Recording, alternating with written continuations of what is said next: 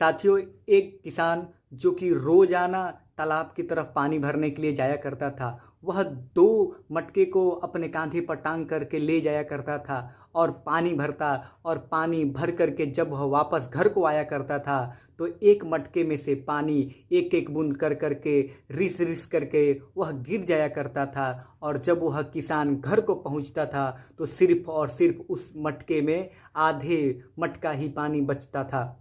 वास्तव में वह जो मटका था उसमें छिद्र हो गया था, उसके में से जो पानी थी वह रिस रिस रिस के गिरता था।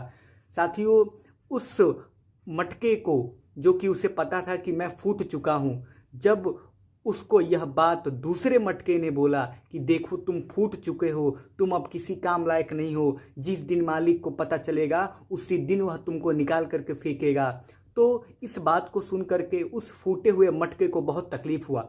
उसने मालिक से बोल डाला कि मालिक, अब मैं किसी काम लायक नहीं हूँ, मैं फूट चुका हूँ। तो किसान ने कहा कि सुनो, जब अगली सुबह हम पानी भर करके आएंगे तो तुम अपनी तरफ, अपने साइड देखना, तुम्हें क्या दिखाई देता है। वह मटका अपनी तरफ देखता है अगले दिन तो उसे दिखाई देता है हरे भरे फूल।